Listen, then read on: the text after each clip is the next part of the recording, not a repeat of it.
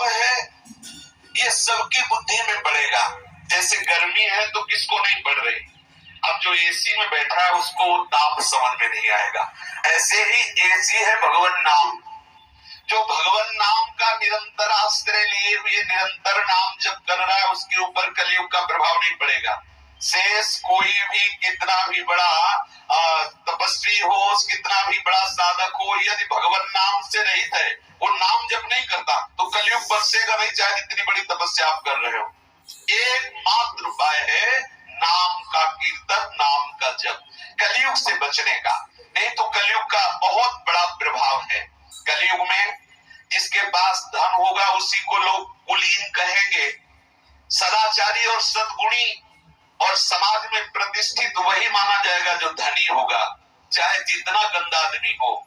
यदि उसके पास अधिक धन है तो समाज में उसकी प्रतिष्ठा होगी और व्यवहार में उसका सम्मान किया जाएगा। जानते हैं कि 4 हिंसा किए हैं तो जानते हो उसका कैसे सम्मान होता है। बोले पता है तुम्हें कैसा आदमी, बड़ी दाग है, 4 मर्डर किए हुए। अब आप बोलो निंदनीय आदमी की वंदना की जाएगी, ये कलयुग का प्रभाव। बोले जानते हो बहुत चतुर है, न जाने कितनों को बेवकूफ बना दिया। अरे ऐसे आदमी की निंदा होनी चाहिए कि सम्मान, तो उसका सम्मान होगा, ये कलयुग का प्रभाव है। कलयुग में सत्यता, पवित्रता, क्षमा, दया, आयु, बल, स्मरण शक्ति, इन सब का लोप होता चला जाएगा। देखो कैसे, बिल्कुल अभी तो 5000 वर्ष ही हुए हैं। जिसके हाथ में शासन होगा वो धर्म और न्याय की व्यवस्था के अनुसार नहीं चलेगा, अपने अनुकूल व्यवस्था के अनुसार चलेगा। जिसके हाथ में शासन होगा वो मनमानी आचरण करेगा। विवाह संबंध के लिए कुलशील योग्यता आदि की परवाह नहीं करेंगे। देखो जो शास्त्र में लिखा है वही हो रहा है, ये कलयुग का प्रभाव है। युवक युवती की पारस्परिक रुचि से ही संबंध माना जाएगा, ना कि शास्त्र या कुल परंपरा आदि से। व्यवहार की निपुणता, सच्चाई या ईमानदारी से नहीं माना जाएगा। जो जितना छल कपटी दंभी होगा वो उतने व्यवहार कुशल माना जाएगा। ब्राह्मण की पहचान नष्ट हो जाएगी, कहाँ रह गया। अब ब्राह्मण बालकों का यज्ञोपवीत केवल एक संस्कार मात्र होता है ब्याह के समय, वो भी वो थोड़ी देर पहन के खूंटी में डाल देते हैं, प्रवाहित कर देते हैं, कोई महत्ता नहीं रह गई। ना तो त्रिकाल संध्या है, न वैदिक मंत्रों का जाप है, न पवित्रता है, भ्रष्ट आचरण है। ब्राह्मण हो के शराब पिए, ब्राह्मण होकर के त्रिकाल संध्या न करे, सोचो कितने बड़े बड़े अपराध की प्रवृत्तियां उदय हो रही। कलिकाल का प्रभाव है। स्त्री और पुरुष की श्रेष्ठता का आधार उनका शील संयम न होकर केवल रति कौशल रहेगा। वस्त्र दंड कमंडल आदि से ही ब्रह्मचारी सन्यासी आदि आश्रमों की पहचान होगी। एक दूसरे के बाह्य चिन्हों को स्वीकार कर लेना ही आश्रम में प्रवेश माना जाएगा, ना कि तपस्या या सात्विक सद्गुण या भजन। केवल बाहरी वेश परिवर्तन ही साधुता का प्रतीक होगा। जो जितना घूस देने में समर्थ है उसे उसी को न्याय मिलेगा। जो जितना धन खर्च कर सकता है उसी की समाज में प्रतिष्ठा होगी। जो घूस नहीं दे सकता, जो धन से असमर्थ है, उसको न्याय मिलना मुश्किल हो जाएगा।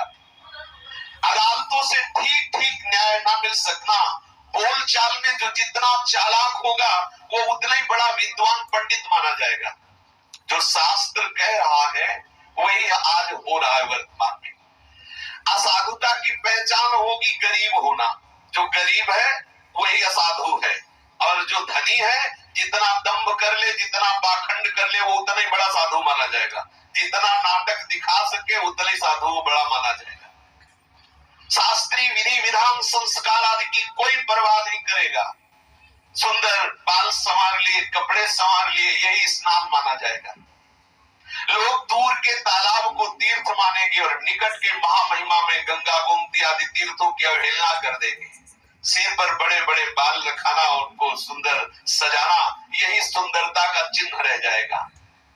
सबसे बड़ा पुरुषार्थ होगा जैसे भी बने पेट भरने की व्यवस्था हो जाए, यही पुरुषार्थ होगा। जो जितनी ढिठाई से बात कर सके उसे उतना ही सच्चा माना जाएगा। चतुराई का सबसे बड़ा लक्षण होगा कि तुम कैसे किसकी कितनी बेईमानी कर लेते हो, उतने तुम महान पुरुष हो। कलयुग का प्रभाव होगा कि जो जितने चतुराई से बेईमानी कर ले, जितना धन दूसरे का चुरा ले, उतना ही बड़ा वो महान माना जाएगा। अरे बोले समझते हो कितनी बिल्डिंगें बनी, अब कितने वो बेईमानी से बना रहे से कोई मतलब नहीं। धर्म का सेवन केवल यश के लिए किया जाएगा। केवल लोग बड़ाई करें कि बड़े धर्मात्मा पुरुष हैं, पौशाला खुलवाया है, देखो साधु सेवा करते हैं, देखो बंगला बनाते हैं, ये सब उसका उद्देश्य होगा यश, ना कि भगवत प्रसन्नता। कलिकाल में ऐसे दोष प्रकट होंगे कि सबके शरीर छोटे होने लगेंगे, भोग वासना बढ़ जाएगी, शरीर रोग से ग्रस्त होंगे, वर्ण और आश्रम धर्म बतलाने वाले शास्त्र गुप्त हो जाएंगे, और जो पाखंडी लोग हैं वो शास्त्रों का अर्थ अपने हिसाब से करेंगे। वो सामने शास्त्र रखा है, अब स्वयं भजन है नहीं, अनुभूति है नहीं, तो अपने जैसे हमारी वासनाओं की पूर्ति हो वैसे शास्त्र का अर्थ बताएंगे। जो हिंसा, झूठ, निरपराध लोगों को दंड देना, चोरी करना, ये सब वृत्तियां बढ़ने लगेगी। चारों वर्ण सूत्र के समान हो जाएंगे, गौएं बकरियों की तरह हो जाएंगी, बहुत कम दूध देने वाली हो जाएगी, गौओं का आदर खत्म होने लगेगा। आप देखो कुत्ते पाले जाते हैं घर में, कुत्तों को बिस्कुट पवाया जाता है, महकुआ साबुन लगाया जाता है, और कार में डॉली कह के चुम्मी लेते हुए बैठाल के डुलाया जाता है, और गाय को डंडा अगर दरवाजे खड़ी हो जाए तो डंडा मार के भगा दिया जाता है। ये कलयुग मुक्का महाराज का प्रत्यक्ष देखो प्रभाव। जो गौ समस्त देवताओं के द्वारा भी वंदनीय है, अगर वो एक ग्रास के लिए दरवाजे पे खड़ी हो तो हम डंडा मार के भगा देंगे। और भय क्या है, कहीं गोबर न कर दे, क्योंकि गोबर परम पवित्रता का स्वरूप है और वो अपवित्र हृदय वाले हैं, तो डरते हैं कहीं गाय पेशाब न कर दे, क्योंकि सारे तीर्थ उसके पेशाब में वास करते हैं। गाय कोई साधारण गाय का गोबर और मूत्र परम पवित्र है। जब पहले दीक्षा दी जाती थी तो पंचगव्य पिलाया जाता था, गाय का दूध, गाय का घी, गाय का दही, गाय का गोबर, गाय का मूत्र, ये पंचगव्य है। इसके पाने से कितना भी पतित हो पावन हो जाता है। तो आज गाय दरवाजे पे खड़ा होती है तो डंडा मारा जाता है, भगा दिया जाता है, और कुत्ते को प्यार किया जाता है। कैसा समय आ गया है। अभी तो 5000 वर्ष का है, 4,32,000, क्या क्या होगा। और जो घर गृहस्थी वाले हैं वो केवल भोग सामग्री संपन्न करना, एकाग्रता से कैसे भोग सामग्री एकत्रित हो और भोग भोगना, बस इतना ही केवल रह जाएगा। हमारे जीवन का लक्ष्य भगवत प्राप्ति है, अतिथि सत्कार है, साधु सेवा है, ये सब भाव हटते चले जाएंगे। धान, जौ, गेहूं आदि ये बहुत छोटे छोटे पौधे होंगे और अन्न भी जहरीला होने लगेगा। देखो फेंका जाता है जहर, ये जो शरीरों में रोग हो रहे हैं, अन्न में जो खाद लगाई जाती है, जहर छिड़का जाता है, उसका प्रभाव अन्न में होता है, शरीरधारियों के ऊपर उस अन्न का प्रभाव पड़ता है। वृक्ष में अधिकांश छोटे छोटे पौधे रह जाएंगे, कटीले रह जाएंगे। जो बड़े बड़े वृक्ष रस वाले फल देने वाले हैं वो सब अंतर्ध्यान होते जाएंगे। ऐसा हो रहा है, बड़े बड़े आम के वृक्ष सूख रहे हैं और नकली छोटे छोटे हो जो अब वो पौधे बढ़ रहे हैं।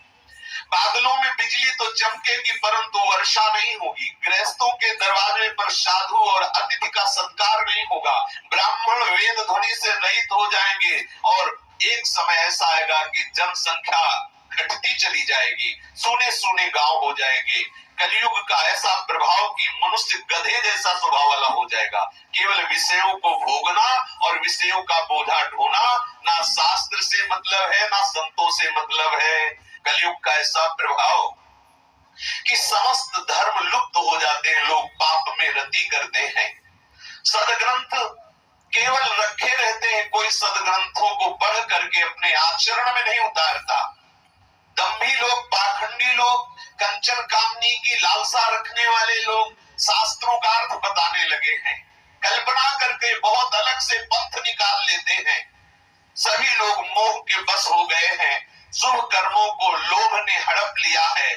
हे ज्ञान के भंडार गरुड़ जी महाराज, मैं कलयुग के धर्म कहता हूँ, इनको सुनो। हरि भजन के प्रताप से इन आचरणों से बच जाओ तो कलयुग का प्रभाव आपके ऊपर नहीं पड़ेगा। कलयुग में कोई वर्ण धर्म नहीं मानता। मैं ब्राह्मण हूँ, क्षत्रिय हूँ, वैश्य हूँ, शूद्र हूँ, यदि अपने वर्णाश्रम धर्म से चलोगे तो तुम्हें इनसे वैराग्य हो जाएगा, प्रभु के चरणों में अनुराग हो जाएगा। पर कलयुग का ऐसा प्रभाव कि कोई अपने वर्णाश्रम धर्म की मर्यादा से नहीं चलता। ये वर्णाश्रम धर्म किसी की कल्पना नहीं है, स्वयं भगवान कहते चातुर्वर्णम मया सृष्टा, मेरे द्वारा ही चारों वर्णों की सृष्टि हुई है। वेद कहता ब्राह्मणो सुमुखमासीत् बाहो राजन्यः कृतः ऊरु ददश्चत् वैश्यः पदभ्याक्त्वं शूद्रो वजायत।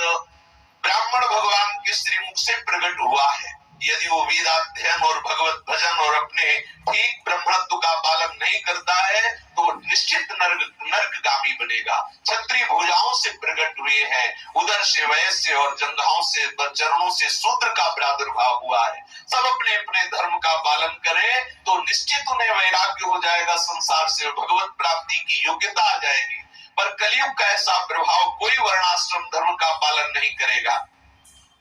सब स्त्री पुरुष वेद का विरोध करेंगे, वेद की आज्ञा का पालन नहीं करेंगे। ब्राह्मण अगर वेद पढ़ेंगे भी तो बेचने के लिए, वेद बेचने के लिए। कितने की कथा होगी, बोले इतने की होगी, बेचना है।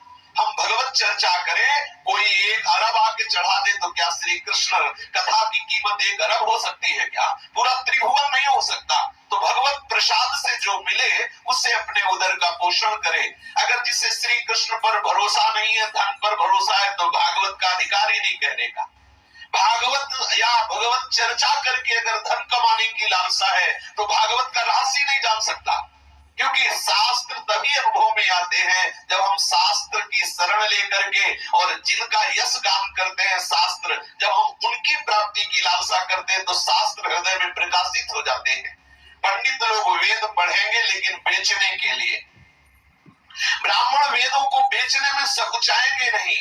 राजा प्रजा को खा डालने वाली होगी और वेद की आज्ञा कोई भी नहीं मानेगा। जिसको जो अच्छा लगेगा वही आचरण करेगा। जो ज्यादा डींग मार ले, ज्यादा पंडिताई झाड़े, मिथ्या बोले, उसे ही कहा जाएगा बड़े विद्वान है। जो अपनी डींग मार ले और खूब पंडिताई झाड़ ले और खूब मिथ्या बोले, और जो जितना पाखंड रच ले, जितना दम्भ कर ले, उतना ही बड़ा वो संत कहा जाएगा।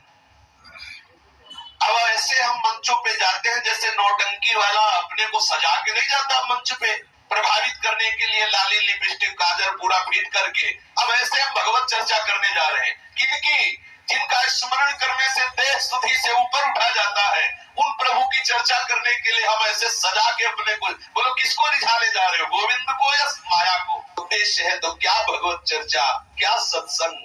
जब खुद शरीर में आसक्ति है शरीर सजाने में, तो क्या आप शास्त्रों का रहस्य जानेंगे? जब खुद मंत्र नहीं प्राप्त, खुद मंत्र का अनुष्ठान नहीं, खुद भगवत साक्षात्कार नहीं, तो क्या दूसरे को मंत्र, क्या दूसरे को उपदेश? कलयुग में ऐसे ही नाटक बढ़ेगा। जो जितना नाटक कर ले उतना ही बड़ा महात्मा कहा जाएगा।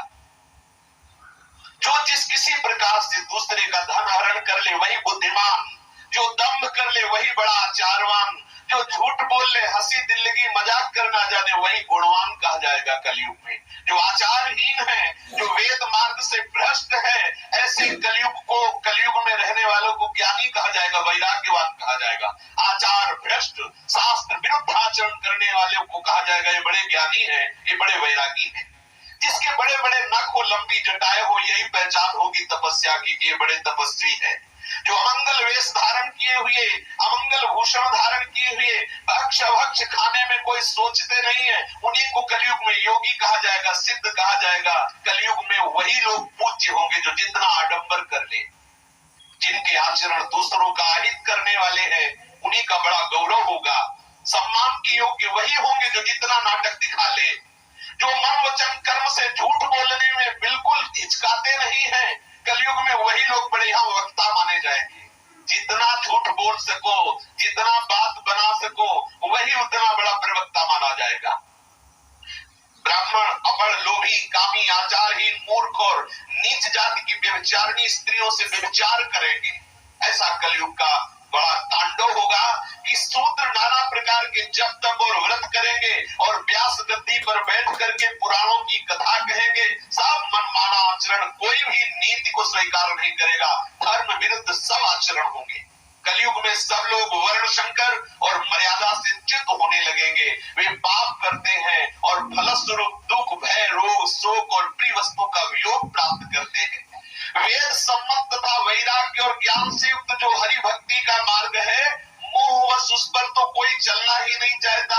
नए नए पंथ जिनमें खूब भोगों के लिए छूट है। अभी एक दिन किसी ने कहा कि हम अपने परिवार को तुम्हारे यहाँ दीक्षा देने की सोचे थे, लेकिन इसलिए नहीं दिला सकते, तुम्हारे यहाँ नियम बहुत है। नियम होने के कारण हम तुम्हारे यहाँ दीक्षा नहीं दिला सकते। तो दीक्षा का मतलब क्या रहा कि भ्रष्ट आचरण करो और दीक्षा भी ले लो।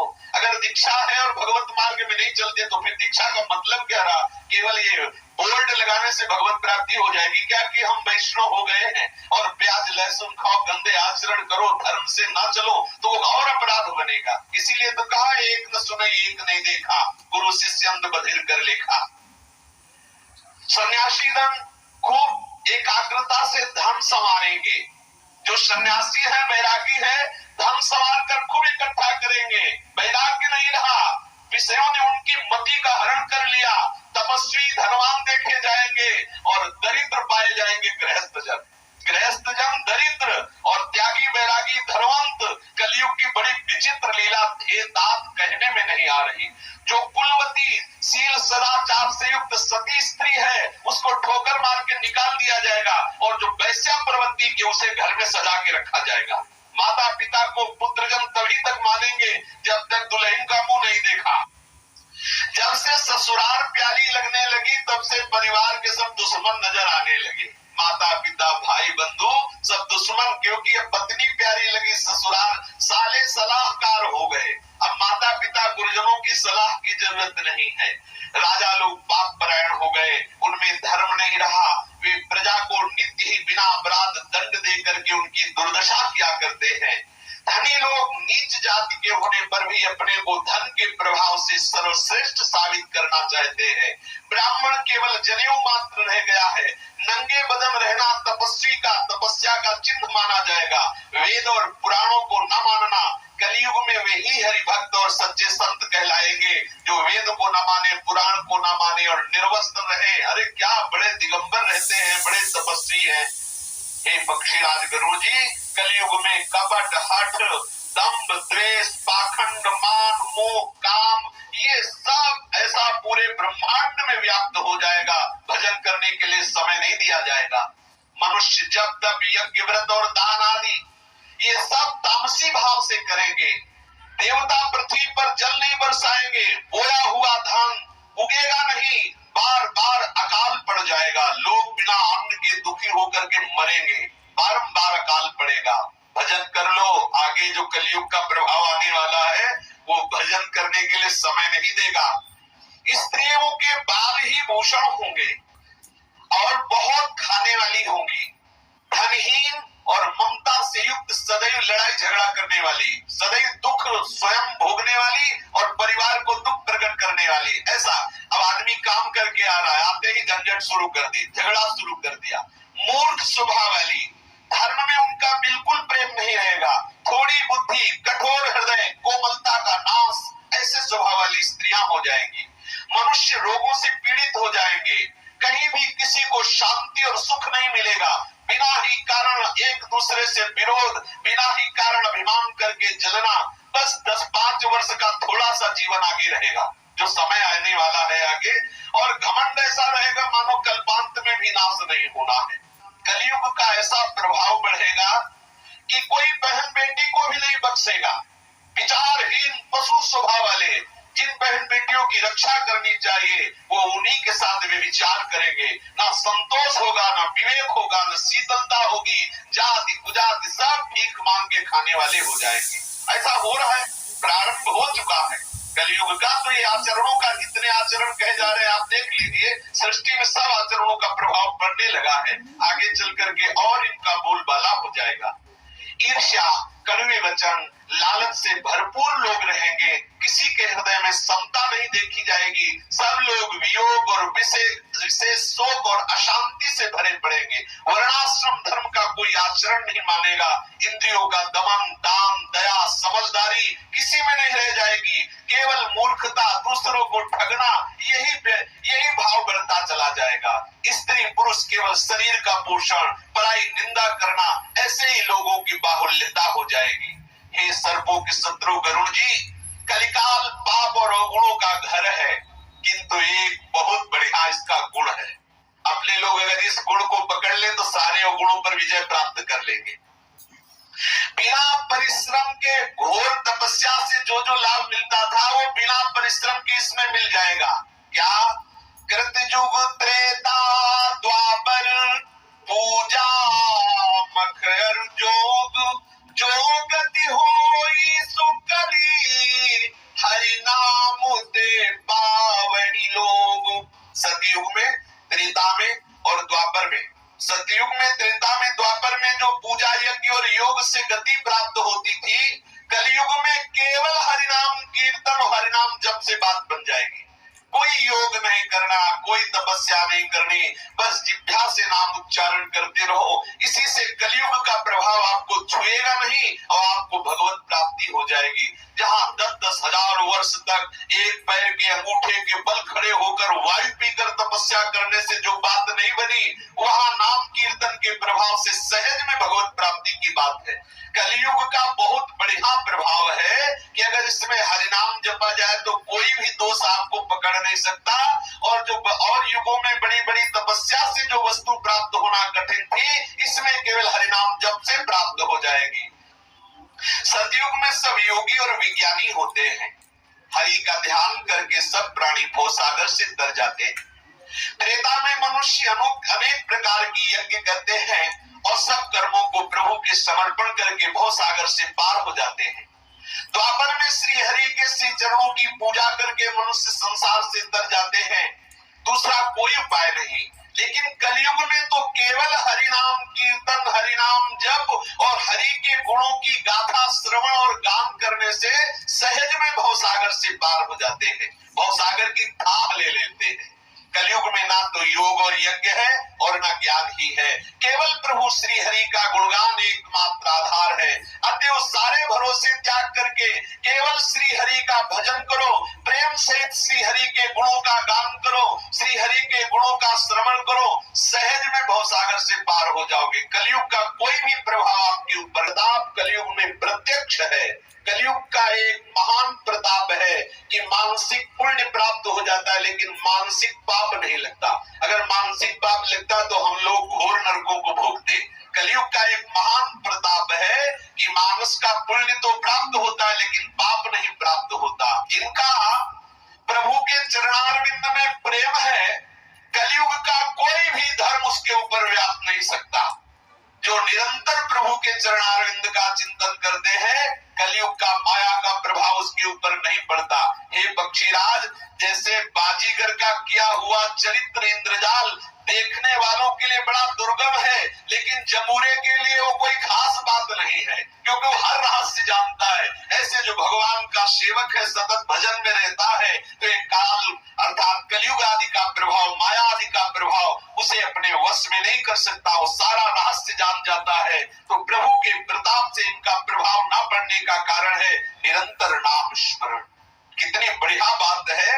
हरि माया कृत दोष गुण बिनु हरि भजन न जानी। बिल्कुल ठीक सिद्धांत है। जब तक आप हरि का भजन नहीं करेंगे तब तक ये माया का प्रभाव, कलयुग का प्रभाव आपको रौंद डालेगा।